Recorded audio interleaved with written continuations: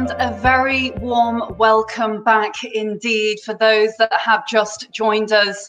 You're at the DAL Global Virtual Summit, Leading, Winning and Wellbeing in Response to COVID-19. Our third panel of the day is entitled Healthy Body, Healthy Mind and Healthy Business. We're joined by three exceptional leaders from the related health and wellness sectors, who I'm delighted to welcome to the DAL Global virtual stage.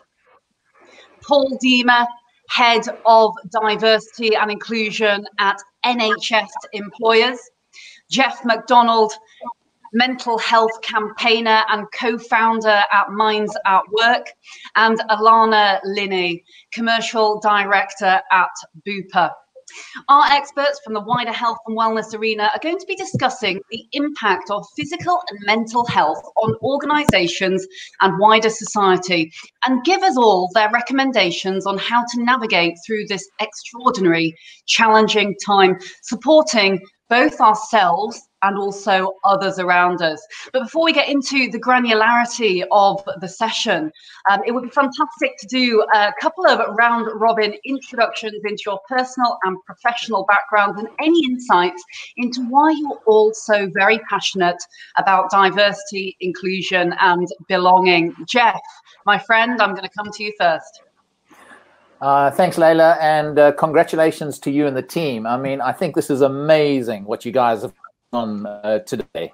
It's just incredible, and it's wonderful to see that what technology can do and help us to have these conversations going. I also hate the fact that you introduced me as an expert, because I'm absolutely no expert. All I am is somebody who has had lived experience of anxiety-fueled depression. So yes, I spent 25 years working for Unilever, and in 2008, 20 years into my career, I experienced anxiety-fueled depression. I was diagnosed with that. The only thing that kept me alive during my 3-month recovery was knowing how much I was loved by so many people out there. And the only reason that they were able to show me that love was because I was not burdened by the stigma associated with the illness, and I told people what was wrong. That's what I got in response.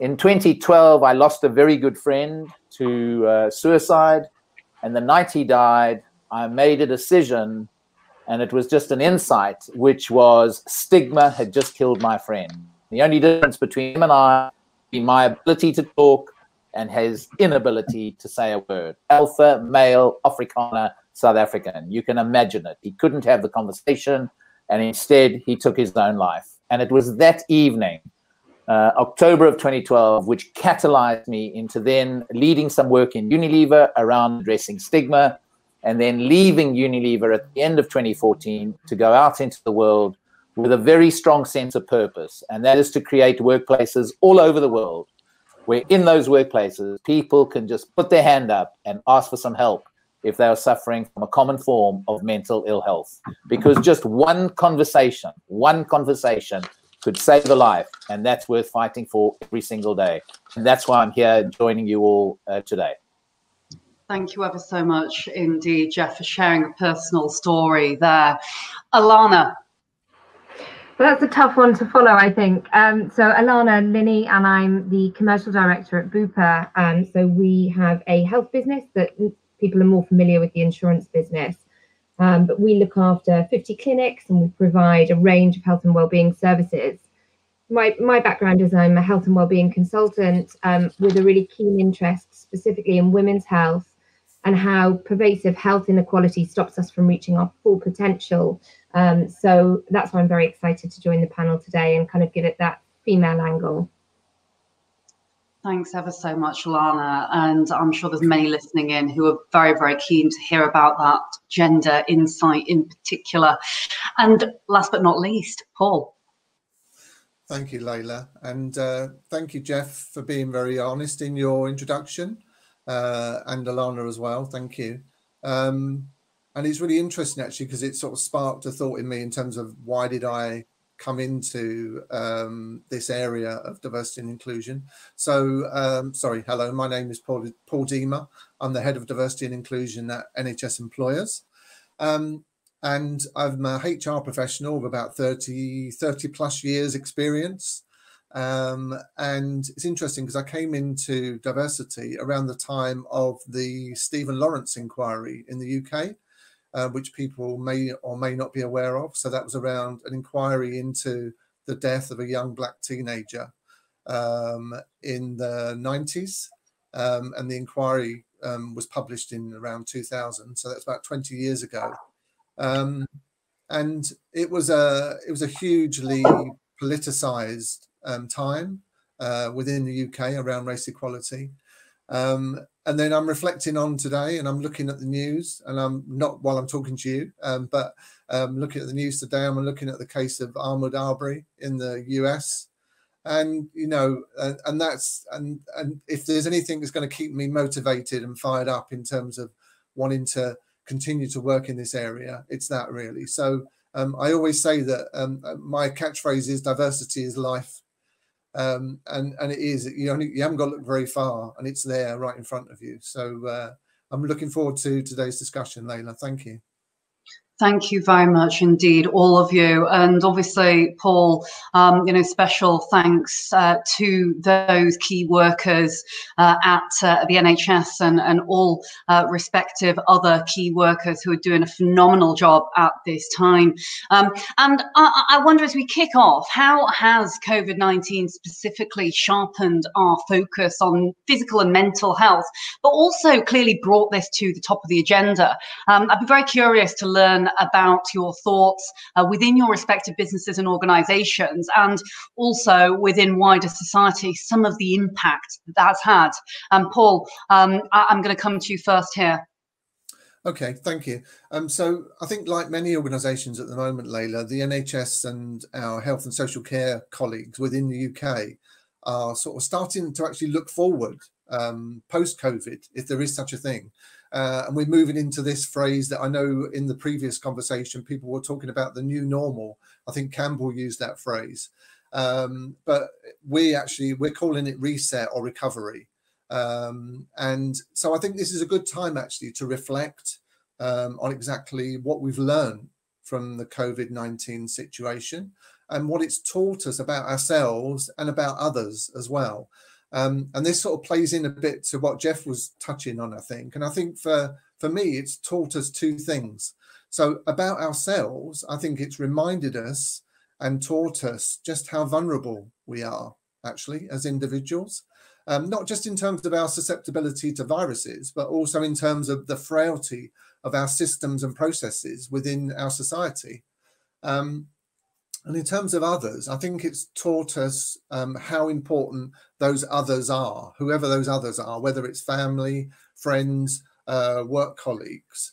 I think over the last 10 weeks within the UK particularly, we've learned just how reliant we are on others and how important that human side of society is to us, which is something we might have forgotten. Obviously, within health and social care, we've been blessed with many examples of the gratitude to the NHS and the key workers. So ranging from the Thursday claps, where people go outside their houses and applaud the key workers, which is fantastic. And also the thousands of gifts that I know from talking to colleagues that have been bestowed upon hospitals and delivered to hospitals over this time for the staff to keep them going. And I think that's great. And I think the challenge now, though, is to go back to your original point, Layla, is that much of the focus to date has been around the physical impact of COVID-19, whether it's the sort of whole process of cleanliness, the importance of cleanliness, whether it's the lockdown, whether it's the social distancing. And we've responded, I think, appropriately to that with a range of policies, certainly within the NHS, a range of policies and processes around shielding, home working, personal equipment, risk assessment, and those type of things. But I think tragically, as you know, there's been a huge loss of life in the UK and other countries, and in the UK as well. We've had 200 NHS and health and social care staff who've died as a result of COVID. So I think now we're only really just starting to think about the potential impact of that on our staff and on society, and think about the mental well-being and the mental impact that's going to have on people. So I think that's something that we know is going to last longer than just 10 weeks. That's something that could take potentially 2 or 3 years to show itself and unravel. So yeah, I think I'll stop there, Layla, because I'm sure Geoff and Alaana will have something to say on that as well. Fascinating insight. Thank you very much indeed. Alaana, how are you finding things at Bupa? So I mean, it's been a really challenging time as a business, and depending on which part of Bupa you're in, there are different challenges. But being in the provisioning business, 10 weeks ago we had 50 clinics that were seeing people face to face, and we were managing primary care services, physiotherapy, mental health services, etc. And overnight, that's had to stop.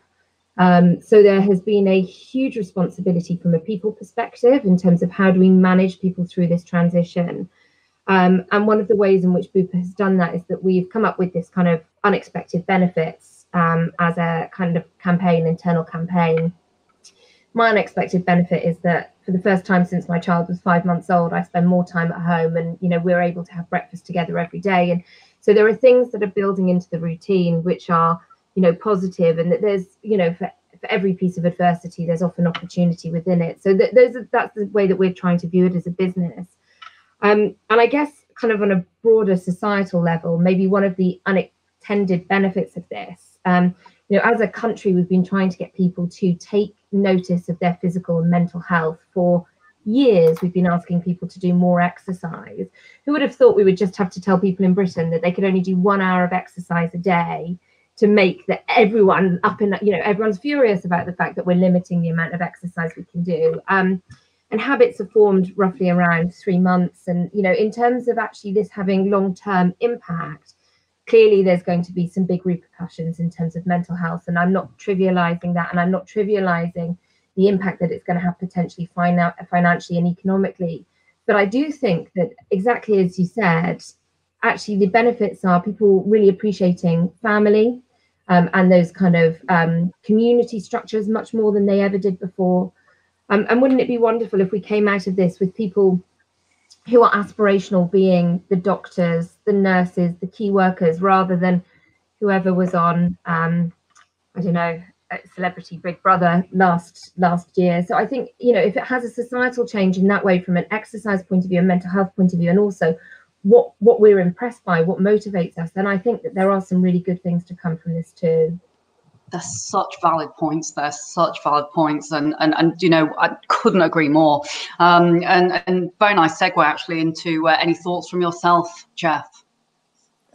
No, I don't want to repeat anything. I mean, I think there's a lot there that I agree with, and as Alaana said, and so is Paul. I mean, there are real tragedies coming out of this, but there are some silver linings. One for me is I think that COVID-19 has democratized mental health all around the world. It's democratized now.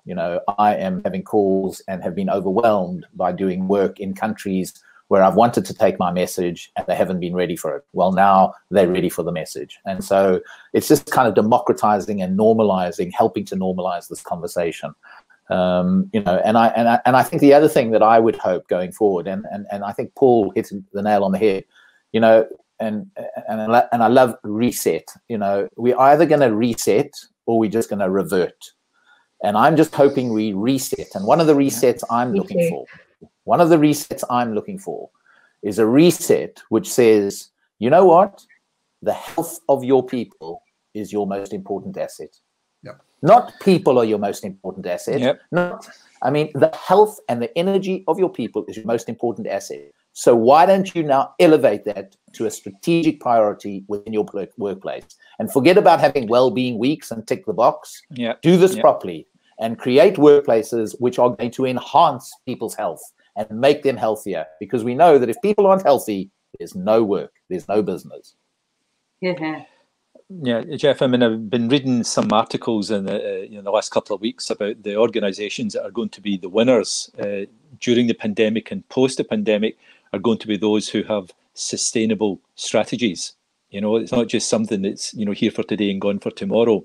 So to your point that you're referring to there, how will looking after the health and wellness of our people impact the future sustainability of our organisations, society and wider communities?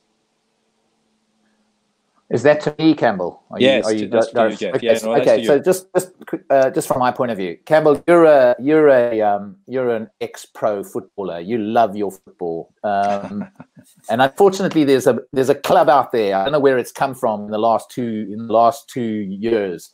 It's called Liverpool, because I'm a real Arsenal supporter. But this bloody Liverpool club has arrived from somewhere, and I don't know where it's arrived from. They're now winning leagues, Champions Leagues. And I'll tell you what's happened. In the last 2 years, they parachuted this guy in called Klopp, who brings the most unbelievable energy and passion to that club. Well, look at it. Look at it. And, I think that if we want, individuals, teams, and organizations to be sustainable into the future, we need to enhance people's energy. Most workplaces I go into, it sucks every bit of energy out of people. Yet it's the most important driver of their performance. And where we get our energy from is our health, our overall well-being, our physical health, our emotional health, our mental health, and having that sense of purpose and meaning in our lives. And so I just hope that more and more we begin to see that by creating and enhancing the health of our people, that is going to lead to sustainable performance at an individual level, at a team level, and at an organizational level. And Campbell, it's a little bit like, we know this. I know this is about, we're talking about diversity, inclusion. It's a bit like the diversity debate. We've known it's good to have more diverse senior teams, yet we make very little real progress. And I just hope that in some ways, this experience has really brought this to the fore, and that by imagine having an employee value proposition in your organization which says, come and work for us because we'll enhance your life rather than diminish your life by going to work. And doing that, keeping people and maintaining and helping people to enhance their health. And an organization has some accountability for that, but individuals themselves also have accountability to maintain their health. And by the way, we've done it for safety. We spend billions in health and safety. Guess what? It all goes to safety. The time is to invest now in enhancing the health of our people. Yeah. Oh, fully echo what you said there, Geoff. How about at Bupa, Alaana? At Bupa, sustainability and I think it was Paul said reset is actually really important to us. I fully agree, Alaana. Lila and I have a very good friend at the Female Quotient, and she says that there is no such thing as work-life balance. It's work-life integration. I really like that. And I don't think she's wrong, So, I mean, we've heard earlier today about the platinum rule, but I think work-life integration, I think a lot of people will put more into a perspective what is really important to them, during the last, 3 months. And I think we all recognise first and foremost is that none of us can do anything without our health. So our health comes first. And that starts from within. We're speaking, today a lot about bringing your whole authentic self to work, but, you don't take care of yourself.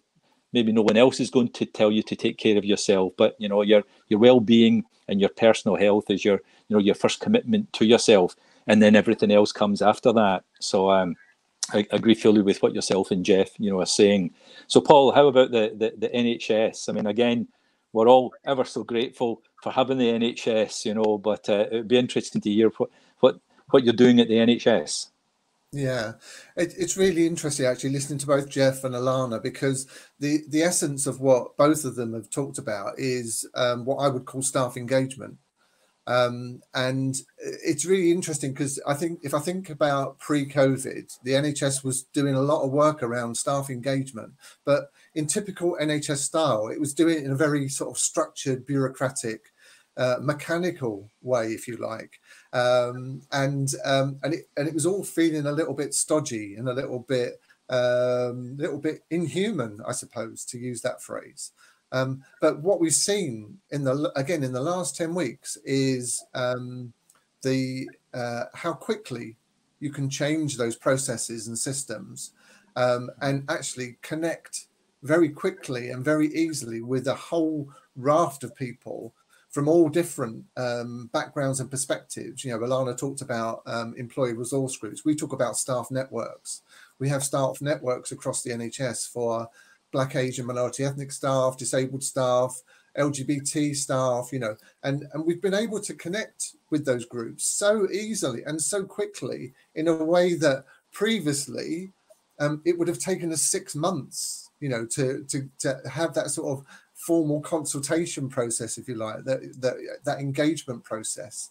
Now we just set up a webinar, give a date in a week's time, and we get, you know, 1,000, 2,000 people just turning up, you know, and that, and I think I'd be interested to hear what Geoff said, but for me, mental well-being is a lot about having your voice heard. We talk a lot about voice within the NHS and hearing people's voices. And I think, you know, the more you can have your voice heard within the NHS, or sorry, in any organisation actually, the better you feel mentally, I think. I agree. I mean, I know, Leila, just a quick one, and then we'll move on. But I mean, I think we've been speaking about, you know, diversity inclusion for quite a period of time now to make sure it's at the top of the agenda. I have no doubt in my own mind that mental health and well-being is going to be right up there beside diversity inclusion as a business priorities going forward for the foreseeable future. And I think organisations that don't have it up there are not going to be the winners.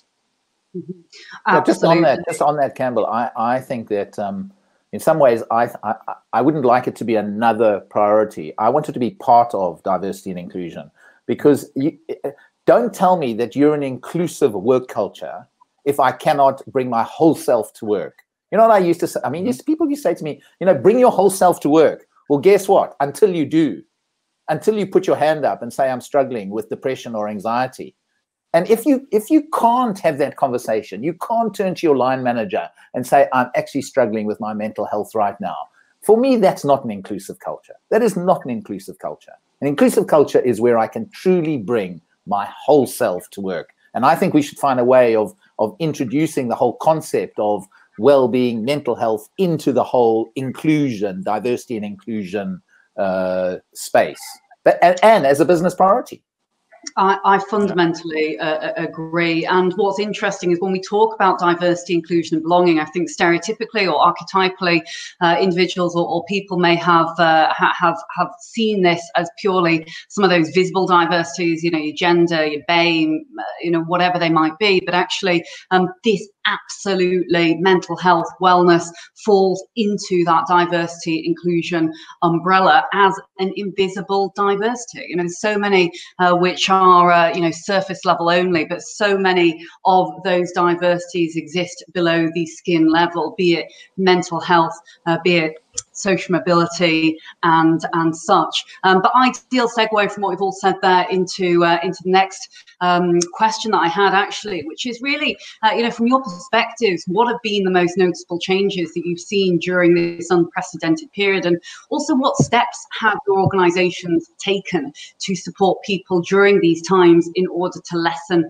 the potential repercussions post lockdown exit? Alaana, I'm going to come to you on this one, and I know that you are a huge champion when it comes to diversity around gender in specific, and so would love to hear your take on this, perhaps with that gender slant in addition. Yeah, so I think one of the things that we're really fortunate at Bupa is that we have huge access to information and data from our customers, so we're able to pull very clearly from things like our EAP or Anytime Helpline, and we're able to see the volume of inquiries coming in and what is actually kind of presenting within our corporate customer clients. One of the things that was really interesting is that we've seen for the first time something that we're terming health anxiety, which is a genuine concern around risks either about themselves or their families.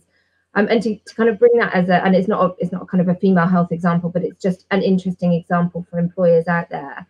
There was a chap that when he called into our Anytime helpline, which is an equivalent to NHS 111, we saw a 300% increase in calls to that line over this period. So something that has been, I think, where provision and access in NHS has been very difficult for obvious reasons. People have looked to other providers to support them.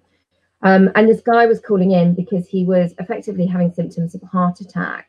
But because he was so worried about the potential risks of going into a hospital, he really didn't want to make that transition. So we had to talk to him about, cleaning procedures within the NHS and get him really comfortable with that situation. But I think it's illustrative of the fact that there are going to be people within your businesses that are not seeking help when they need to because they're concerned about that.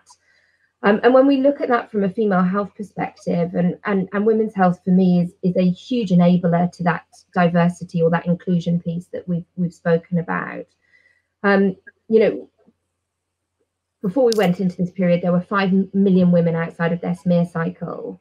Women are not going in and having that routine smear. It's one of the biggest killers of women. So if we start to play this through in terms of what this knock-on impact might be for the future, we need to start thinking very carefully around how we manage things like women's health. The other thing that we've seen a big increase in domestic abuse, and I think it's been pretty well documented that there's been about 49% increase in domestic abuse nationally in the UK, and this is something that we're starting to see play through.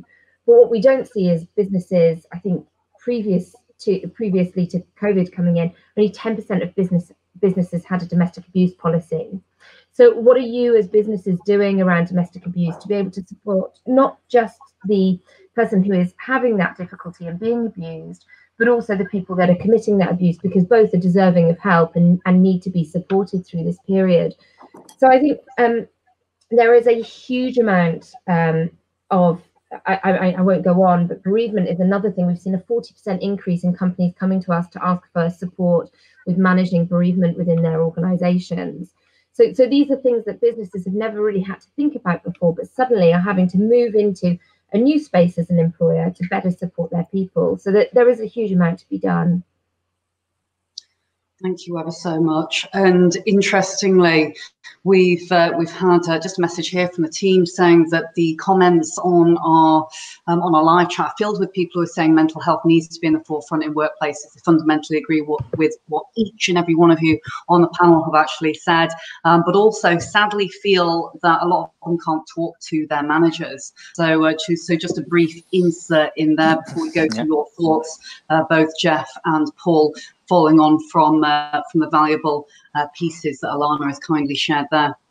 From day one, actually, when we went into lockdown as an organisation, we completely refocused our website, and we've produced over the last 10 weeks hundreds of pages of advice and guidance because this is what we do as an organisation. We're there to advise and support NHS organisations in terms of looking after their staff.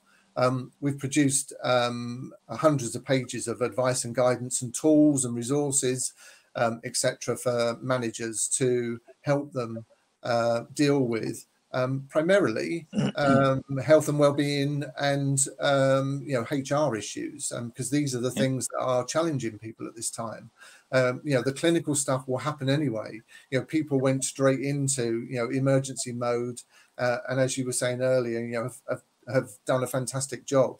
But managers weren't prepared for the human impact, if you like, of COVID. So the advice and support that we've produced and put forward, it's there, it's public actually on our website. So go to the NHS Employers website.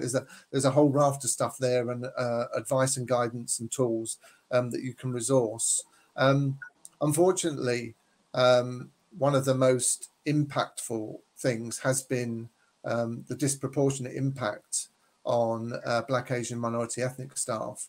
And so, the NHS employs 1.3 million staff. It's the 5th largest employer in the world. And probably around 20% of those staff are from Black, Asian, minority ethnic population. I mentioned earlier that 200 staff had died from COVID during this period. 122 of those were from Black, Asian, minority ethnic backgrounds.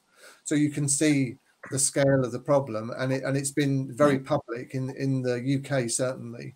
It's been very publicly talked about and publicly discussed about how we address this, and not just that particular problem, because it's also gone into other areas as well, because it's just, if you like, exposed some of the unfairness, if you like, and discrimination that a lot of Black, Asian, minority ethnic staff have experienced working, unfortunately, within the NHS.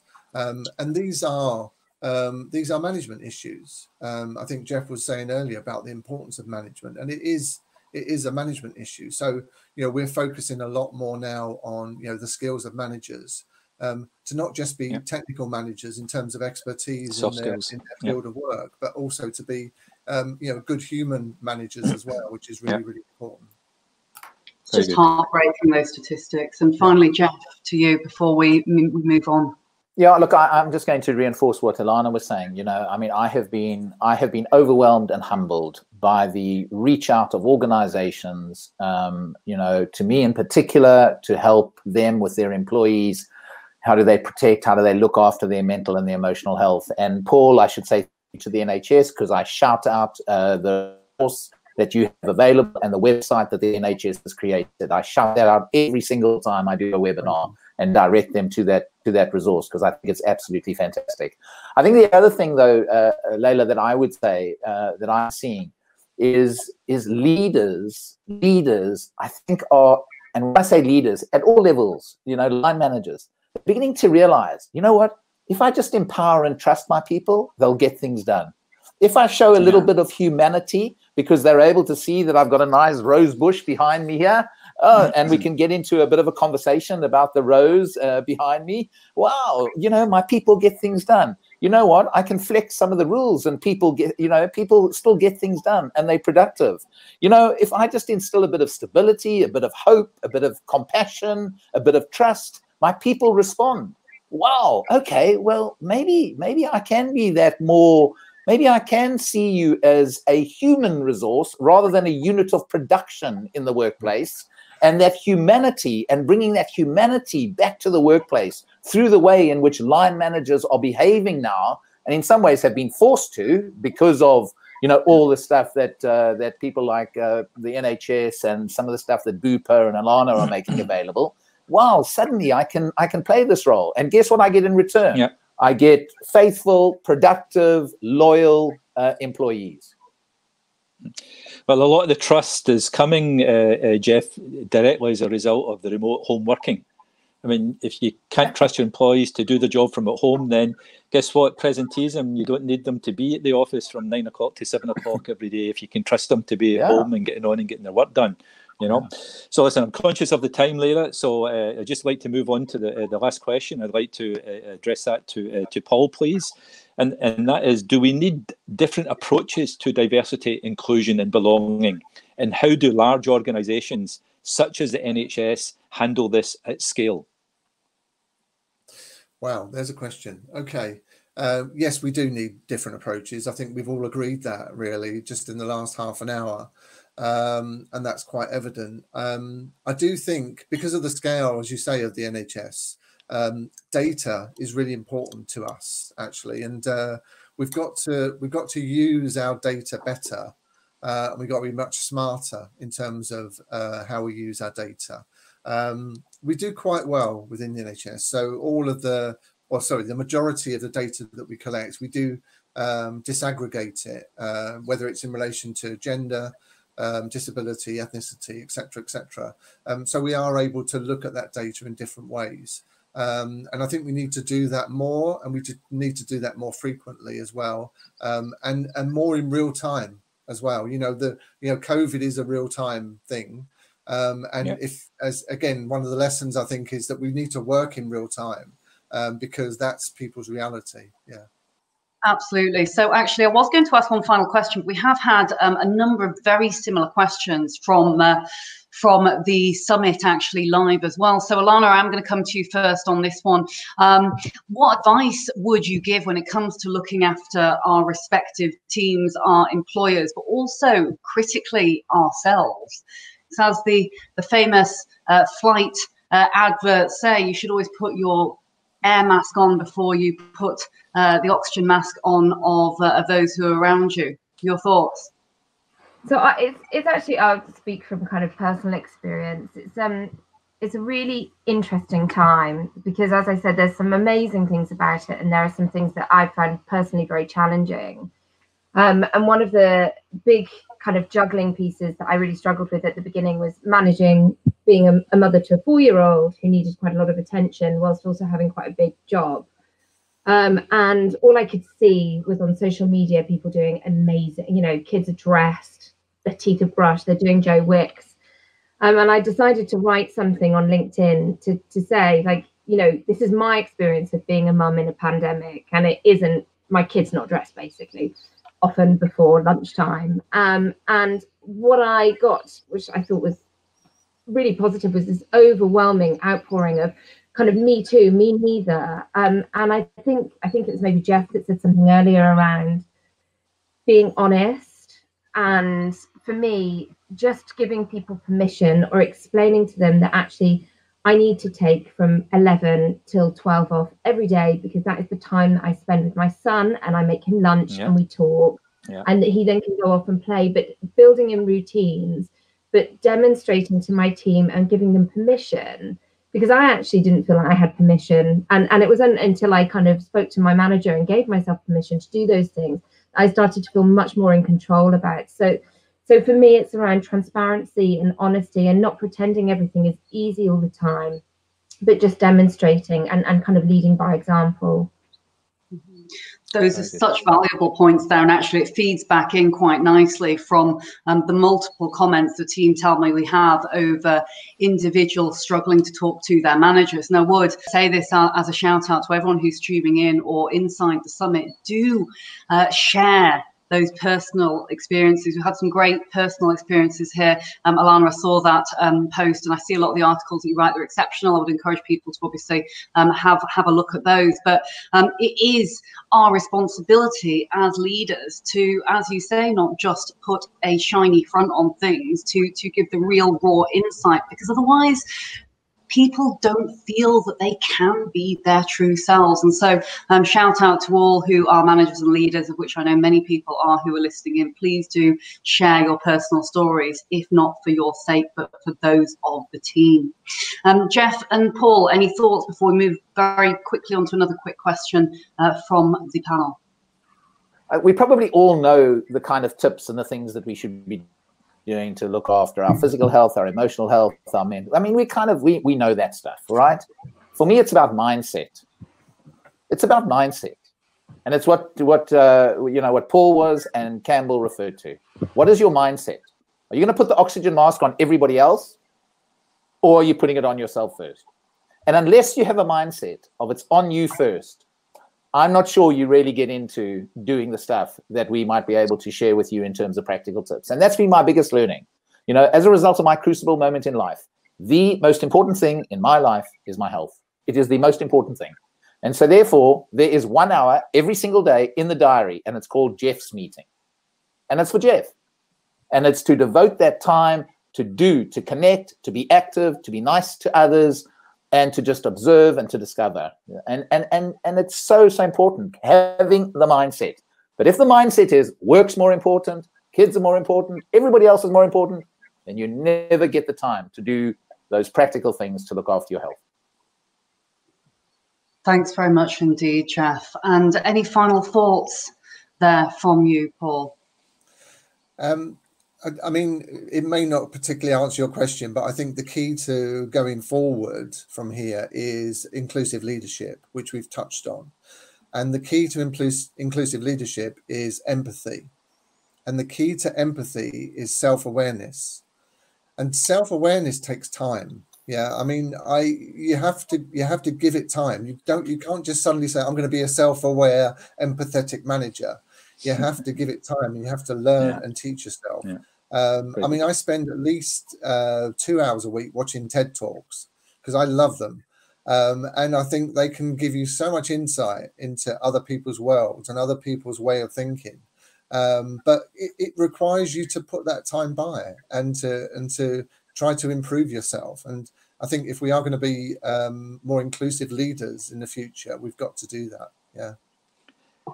Thank you very much indeed. And I think we're running out of time, I'm afraid. So I'm very sorry to all of those who have not been able to ask their questions. Hopefully the panel has answered plenty, however, of the things that you have been wondering. And you know, look, we're absolutely here to support myself, the team at Dial Global, the individuals who are on the panel. Please do reach out and don't be a stranger. Do not, under any circumstances, suffer in silence.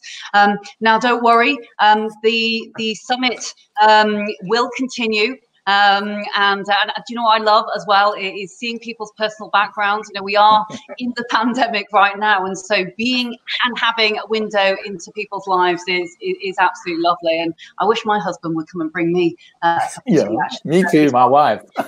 Yeah, there's a biscuit here as well, a shortbread. So. Oh, you're making me very, very jealous. I want to reach into the screen now and grab that.